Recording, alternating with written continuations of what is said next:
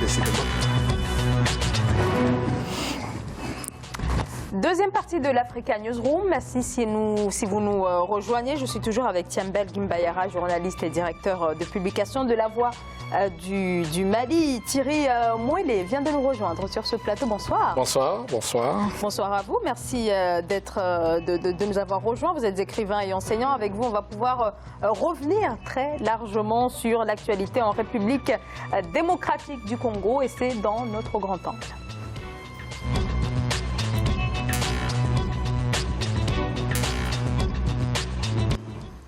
Le nouveau président de la RDC, Félix Tshisekedi, va assurer cette semaine ses premiers déplacements. Le chef de l'État est attendu ce mardi en Angola avant de se rendre au Kenya, puis au Congo-Brazzaville. Le chef de l'État, dont la victoire à la présidentielle est toujours rejetée par la coalition de l'opposition Lamuka. Martin Fayulu, candidat malheureux à cette élection selon les résultats officiels. On appelle à une résistance pacifique face à ce qu'il qualifie de putsch électoral. Reportage Jacques Amboka.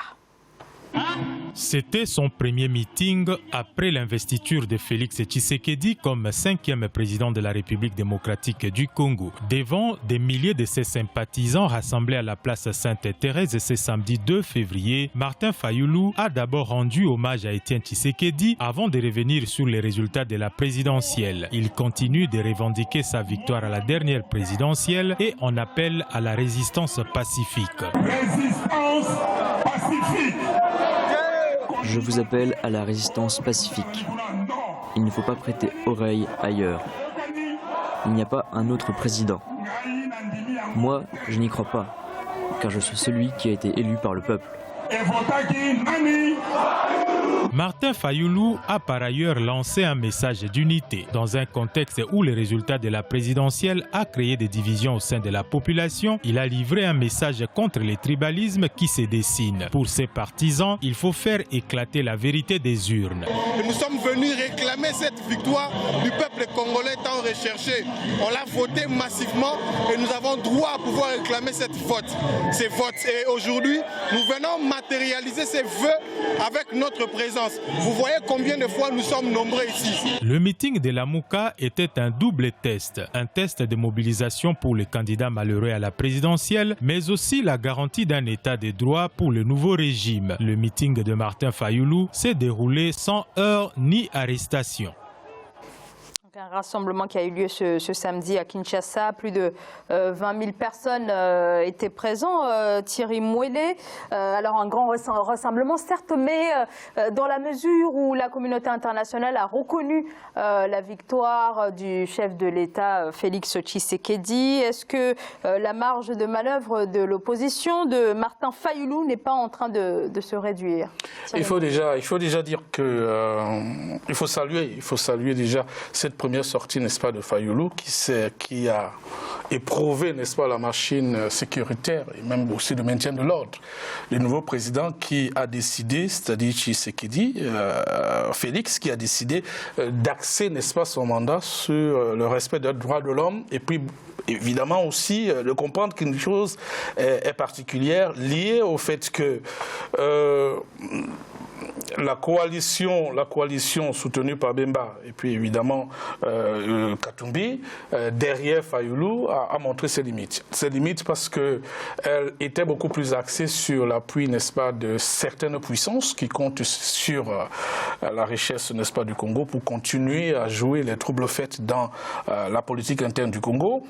Et au jour d'aujourd'hui, la communauté internationale s'est rendue compte que Tshisekedi donne toutes les garanties d'un chef d'État responsable et qui veut absolument amener le Congo, n'est-ce pas, vers appelons ça quoi, une évolution. Ça c'est un positionnement qui s'est opéré par la suite. Oui. C'était pas tout de suite. C'était pas tout de suite parce que déjà depuis, n'est-ce pas, leur coalition, en fait, leur réunion qu'ils ont eue à Genève vers la fin de l'année dernière, c'est-à-dire au mois de novembre, c'était déjà de positionner Tshisekedi ou de positionner Bemba ou encore, et puis la troisième voie, c'était Fayulu. On s'est rendu compte que, en fait, entre guillemets, certains observateurs ont dit c'était un piège dans lequel, n'est-ce pas, est sorti, avec l'aide, n'est-ce pas, de Kabila, le président Kabila, le président sortant à ce moment-là.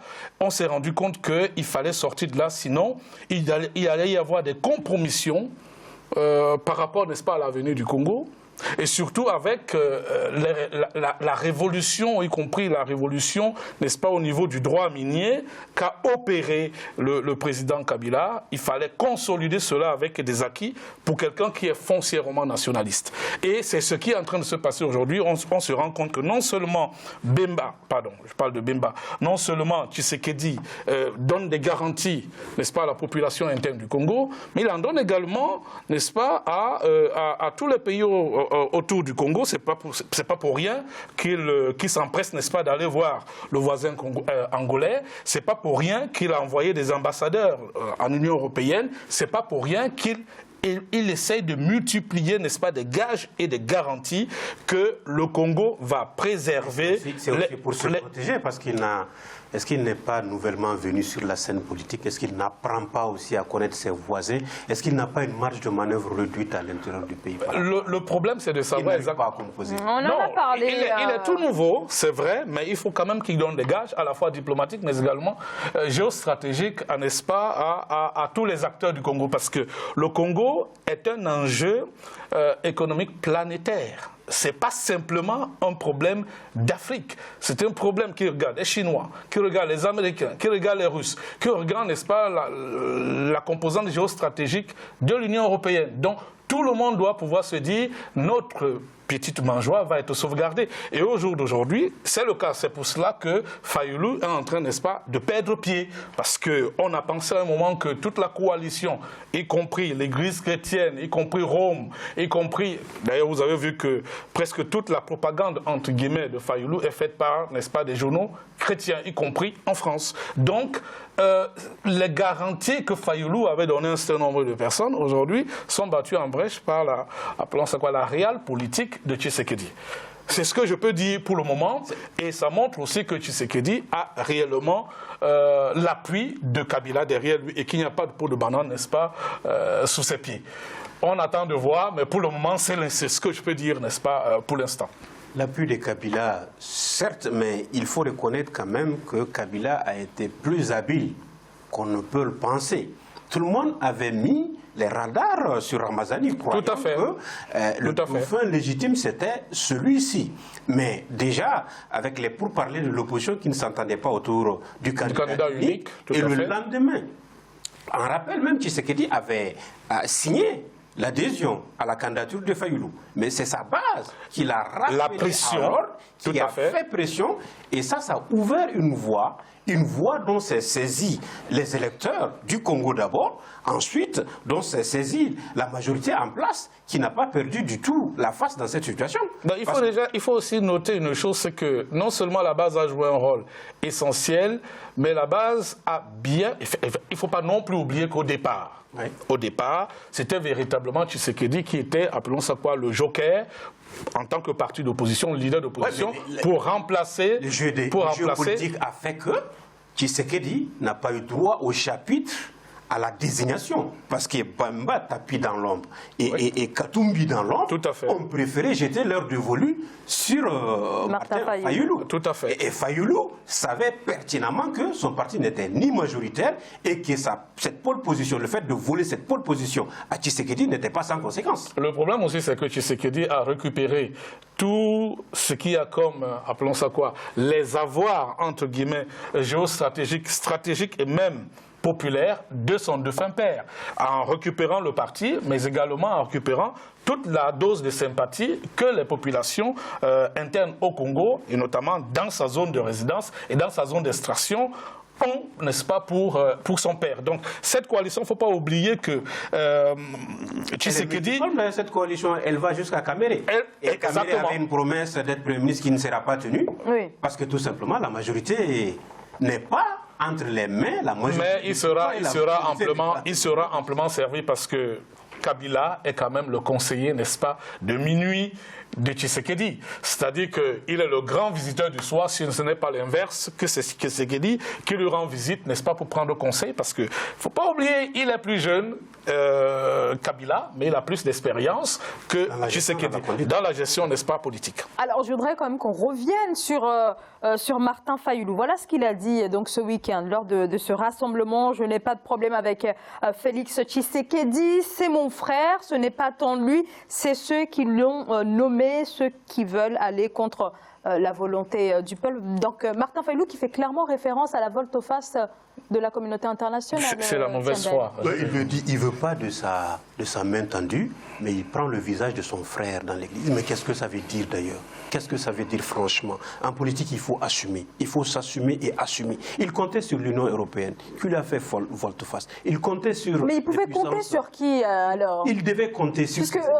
Il devait compter sur la matérialisation de cette coalition sur le terrain. Ce qui n'a pas été le cas, parce que les électeurs n'ont pas suivi. Alors, à lui de savoir où se placer. Aujourd'hui, il s'agit d'accompagner la reconstruction de son pays. Il s'agit d'être là, de répondre au présent et de s'opposer avec une politique alternative à ce que Tshisekedi propose concrètement. Et non le contraire, de faire du Congo aujourd'hui de la risée, de braquer encore les yeux sur ce pays-là qui est un pays extrêmement riche, un pays qui fait l'objet d'enjeux stratégiques de toutes les puissances. Donc, à lui de faire de la politique, rien que de la politique, et non le contraire.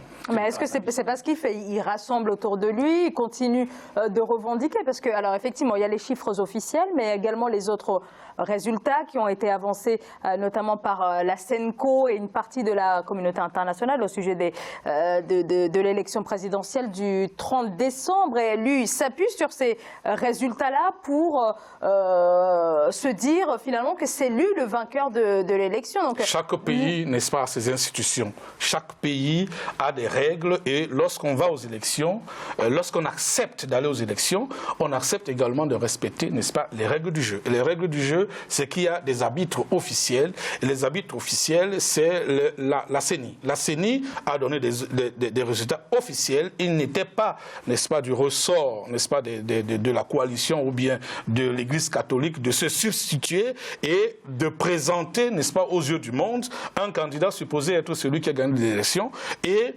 d'amener tout le monde, n'est-ce pas, dans une espèce de déchirement permanent où il y a toujours, surtout en Afrique centrale, les résultats officiels et comme si on s'attendait de manière automatique, on attend également la contestation et puis la réfutation, n'est-ce pas, des résultats officiels. Ça, on en a marre et il faut arrêter ce jeu, n'est-ce pas, d'infantilisation, non seulement de la démocratie en Afrique centrale, mais également les méthodes utilisées par les uns et les autres de pouvoir toujours arriver à croire ou à faire croire qu'ils ont la solution à la place des électeurs. Et une fois que les officiels ont donné des résultats, soit, moi, vous venez de parler du Sénégal avant que je n'arrive.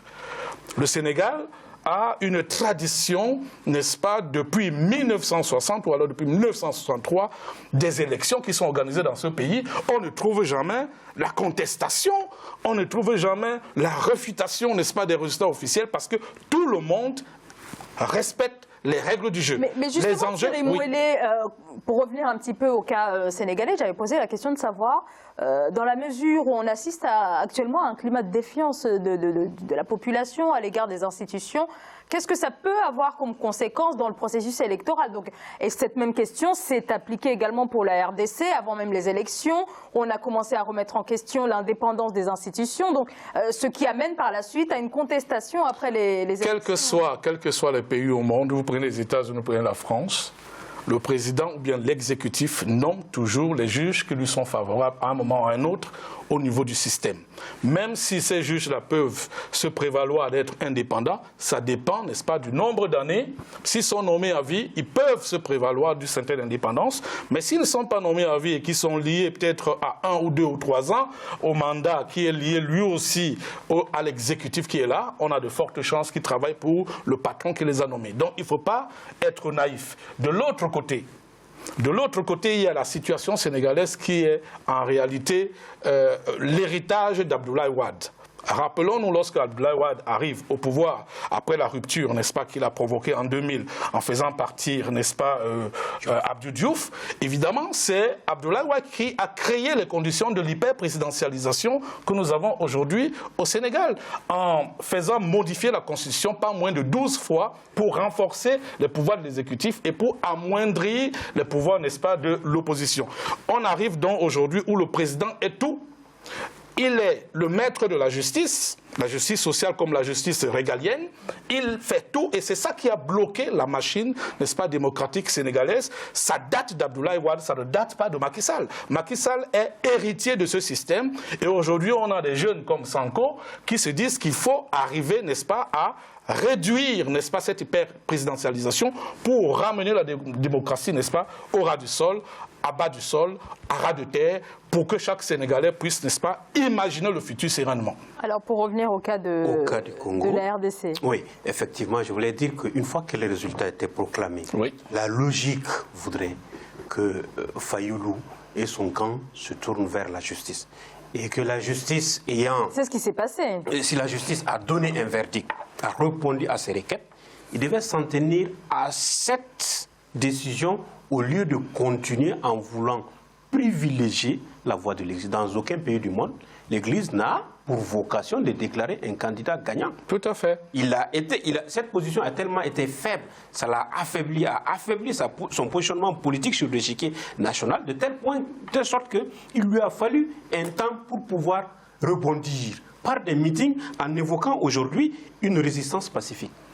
On est d'accord qu'il faut une résistance. Mais c'est pourquoi je disais qu'il est attendu pour faire de la politique et non le contraire. Mais il était arc-bouté sur une position de faire prévaloir cette victoire après l'annonce de la CENI, après la Cour constitutionnelle, et en comptant, bien sûr, sur ces voix dissonances qui se sont entendues dans la communauté internationale. Ces voix qui ont suivi en son temps pour essayer de mettre un doute sur cela, pour accabler Kabila et accabler le Congo.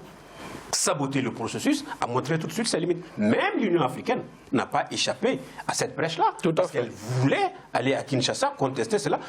Je pense qu'il faut renforcer ces institutions. C'est des institutions fortes qui vont organiser, déclarer des résultats qui s'imposeront à tout le monde. Moi, je pense que ces institutions sont fortes. Le problème, c'est toujours le troisième larron. Nous avons toujours ce qu'on pourrait appeler, n'est-ce pas, en géopolitique, les interférences des personnes qui comptent, n'est-ce pas, sur les richesses, n'est-ce pas, des pays africains pour, n'est-ce pas, exister.